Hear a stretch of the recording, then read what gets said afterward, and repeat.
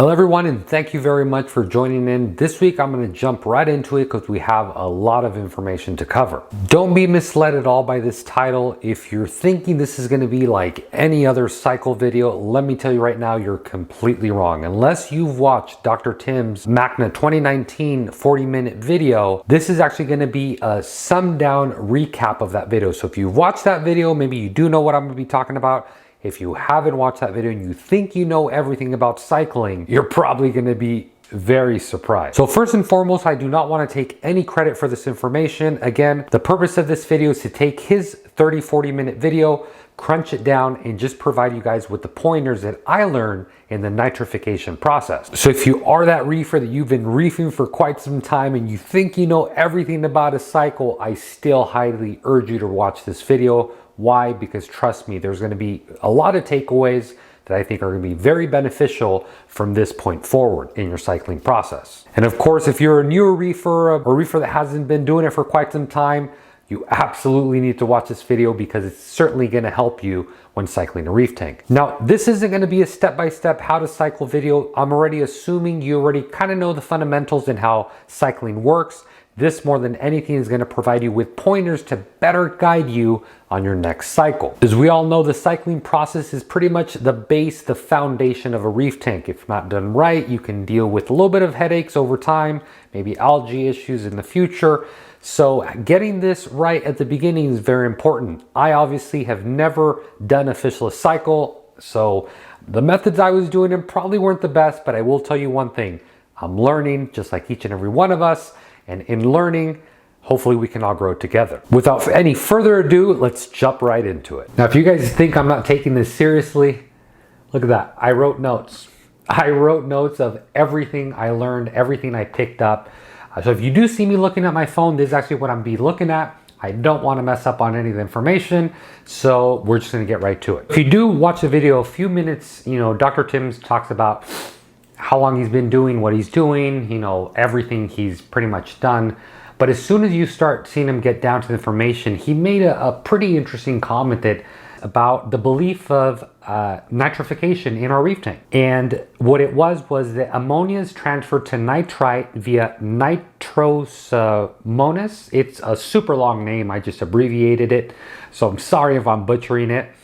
And then nitrite is made into nitrate via nitrobacter, and it's an abbreviated name. It's a lot longer than that. It's funny he mentioned this because this is not at all what happens in reef tanks. This is actually what happens in waste facilities with super high levels of ammonia, 40, 50 ppm, just super out of this world levels. And it's just not something that happens in our reef tank. So the thing is, we're not all of us, but a lot of us are actually trying to cycle reef tanks with methods and stuff we've heard or stuff we've just regurgitated of information that you see just one point that isn't even at all of how the nitrification process starts in our reef tanks.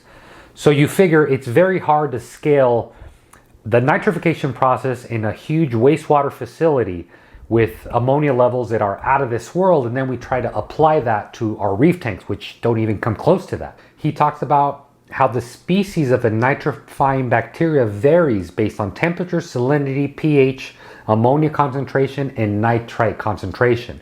So that's just a great example how the way you do nitrification, even in salt water, if any one of those parameters is slightly different, it's going to cater either a little bit more or a little bit less to certain types of bacteria. So again, it really doesn't make sense for us to use those methods in our reef tanks because again, the levels we're doing in our reef tanks, you probably won't get the same bacteria to thrive that thrives in there or vice versa. This next point that Dr. Tim made is actually a great point. And I'll be the first to admit that I was a person that used to say this. Maybe you maybe can admit that you were that same person. But Dr. Tim mentioned that a big misconception is that a lot of people, myself included, think that there's no way that bacteria can survive in a bottle, in a bag, because they can't breathe. The oxygen, the small oxygen that is in these bottles or in these bags, we think will eventually deplete and the bacteria is going to die and it's useless, right? Well, he proved me wrong. Again, this is someone that has tons of experience. He has a degree in this, is what he does for a living. But he made such a great point. He says, bacteria don't have lungs, so they obviously don't require to breathe. Bacteria only requires oxygen to do the nitrification reaction, which only happens when ammonia or nitrite is present in the water. I was like, that's so true. Then I kind of had a little deja vu moment going back to my school days. I'm like, I do remember that. And that's so true. These bacteria don't have lungs. These bacteria don't need to breathe. Just like he mentioned, the only time these bacteria need oxygen in the water column is when they're doing the reaction. But this reaction is only going to be happening when there's ammonia or nitrite present. So in a bottle, they can go for a pretty long time. So Dr. Tim did touch about the nitrification process in our reef tank and how ammonia goes to nitrite, and that's done via nitrosamosis and halophilia. I'm probably butchering these, and I've narrowed these down because the names were pretty long. And nitrite goes to nitrate via nitrospira, and again, that's an abbreviated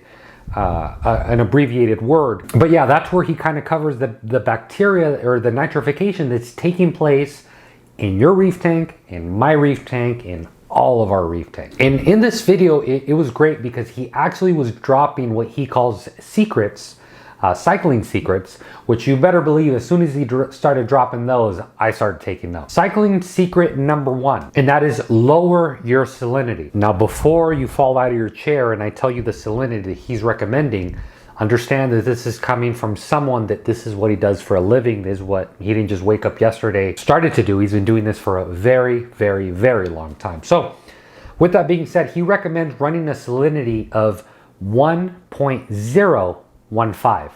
Why? Because the bacteria itself can spend more of its energy dividing instead of spending more of its energy trying to maintain its shape. These bacteria that are used for nitrification, obviously them maintaining their shape in salt water takes energy, right? Wouldn't we much rather have that energy be spent to multiplying? Because as it is, this bacteria that we use for our reef tanks takes a while to multiply. It's not a super crazy multiplying bacteria. It's not crazy slow, but it isn't as fast. And one way you can certainly aid it to speed up the multiplication is lowering the salinity. You're probably saying, why would I want to speed it up? Well, if you're looking for a quicker cycle or just to get more of the nitrifying bacteria, this is a great way to do so. Cycling secret number 2, and this is where I really want you guys to pay attention because I know from the research I previously had done, whether fishless, non-fishless, whatever type of way you're cycling, I had it all wrong. Generally speaking, and maybe you can relate, but I remember reading and I remember being told the higher you get the ammonia, the better off your cycle is going to be. Why? Because they would say you would get more of the bacteria that eats the ammonia, thus you'd have a better bacterial base for the nitrifying cycle. So it kind of made sense in theory. Same with the nitrite. I remember people would tell me if you can get your ammonia and nitrate to spike as high as you can, you're going to be better off in the long run. I was like, oh, great. But it's very interesting. Dr. Tim, for cycling secret number 2, he specifically says, keep ammonia and nitrite below 5 ppm. Again, I learned something new for sure because I was under a completely different impression that the higher you got ammonia and nitrite, the better you're off going to be for the cycle. Another very important comment he made, and again, this is where I think you guys should also pay attention because I've done this before and I've regurgitated this before. Our reefing industry, a lot of it, not everybody, but a lot of people think that if you, let's say you have a cycled tank and if you do a water change and you give a person that water from your water change, that they can use that water and they can speed up or insta-cycle their reef tanks. That's completely wrong. Dr. Tim mentions that bacteria does not live in the water column. Yeah, you're going to get some of them, they're floating in there, but they do not live in the water column. They live in substrate. Another very interesting point that I think I have to make is I didn't realize how long it would take for bacteria to colonize on live rock. I didn't know. I thought it happened fairly quickly. He actually mentioned that rock itself takes quite a while for bacteria to colonize. Substrates such as rock happens a lot quicker. I'm sure we've all seen media balls, ceramic balls, anything of that sort is good and will help with the aid, and in some cases even better than rock, which was, again, it blew me away. That's not saying that your rock won't eventually house nitrifying bacteria. It absolutely will, but this bacteria tends to like to grab on better to substrates such as rock. Calcium-based substrates, they tend to do a lot better. Another secret Dr. Tim talks about is do not set up competition with your bacteria. And this I did know. This I was 100% aware. What he means about that, don't set up GFO. Probably carbon I wouldn't mess with either, at least for the beginning of the cycle.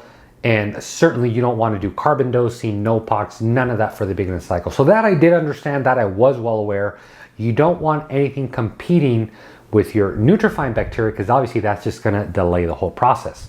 This nitrifying bacteria does use phosphates to do what they do, so having it present in the water column is only a good thing.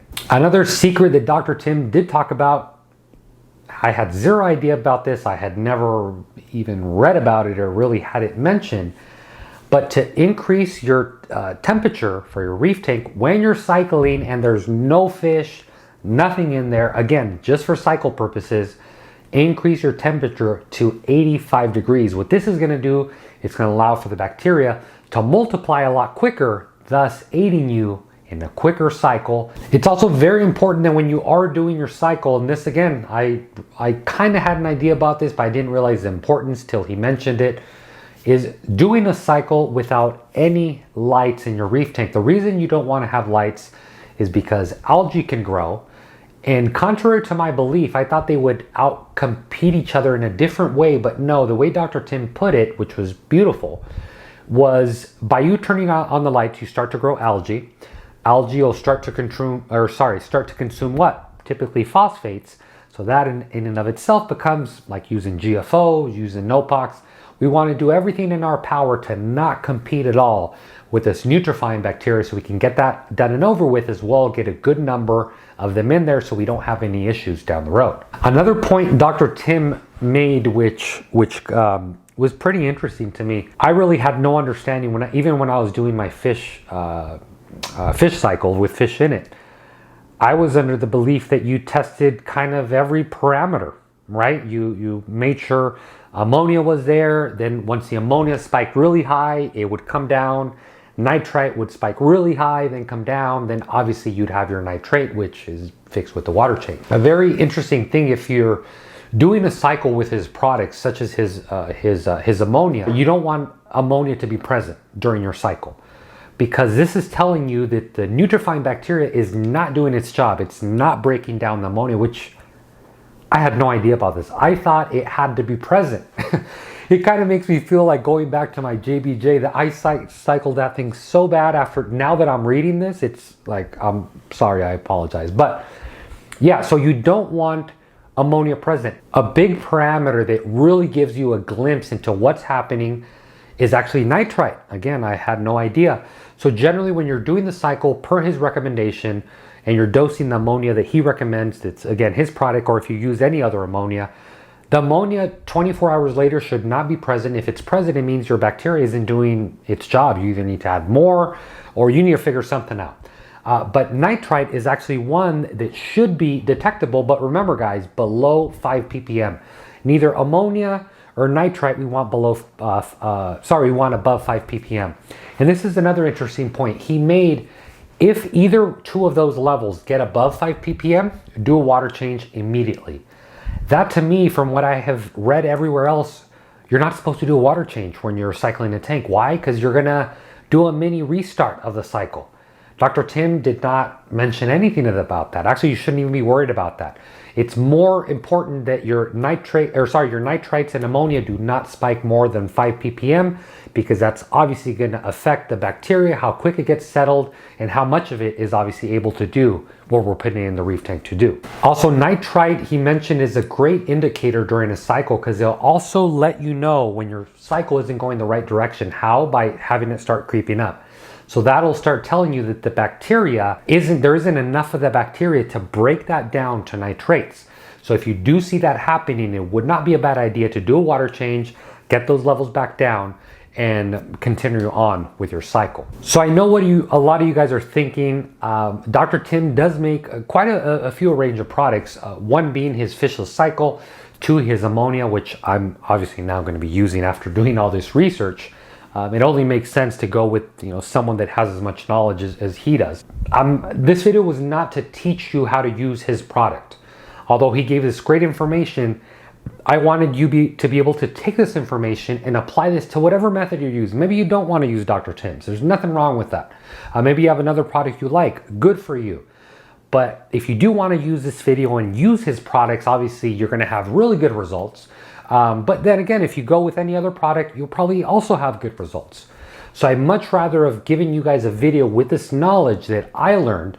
I'm a firm believer there's no better way to learn than teaching it to someone else, but also to give other people out there that have not watched that video, maybe wanted a small clip of it, to do my best to shorten that and provide it here in this video. So I really hope I didn't miss anything. Again, he covered a lot more. If you guys do want to check out that video, I'm gonna have a link in the description if you want to sit and watch it. I did my best to take my notes and take my notes on my phone and cover the big topics that I think were really important. More importantly, the misconceptions, myself included, had wrong about cycling. So I can certainly tell you that this next cycle on my quarantine and my main display are absolutely going to be done with Dr. Tim's. I'm going to go fishless. So guys, I'd love to hear down in the description below, what was your biggest takeaway? Tell me what was your biggest thing that you were like shocked about and you had no idea. I'll be honest. The two biggest things for me was the temperature, 85 degrees, and the salinity. 1.015. I was like, what? But it all made sense once he talks about it in a lot more detail than I do. He gives a lot more explanation. For the purposes of the video, I just really want to shorten that and give you guys a quick version of that. But that was my biggest wow moment. I'd love to hear in the comments what was your biggest takeaway from this video and what you thought. I'd love to hear your thoughts down below. So guys, I'm going to end that video here. I want to give a special thanks for Dr. Tim for making that video, for having all this knowledge for all of us reefers to start applying into our reef tanks. I'm going to end this video here. Really hope you guys enjoyed it. Again, be sure to leave that comment down below. If you guys aren't subscribed to my YouTube channel, maybe I earned a subscription. I'd really enjoy it. If I earned a thumbs up, please be sure to give me a thumbs up. It really helps me out. More importantly, it helps get this video out to other viewers out there that are maybe struggling or don't know how to cycle a reef tank. So guys, thank you very much for watching. I enjoy each and every one of you, and happy reefing. Man, I really watched 120 minutes of that? 4, 8, holy crap, I did. Well,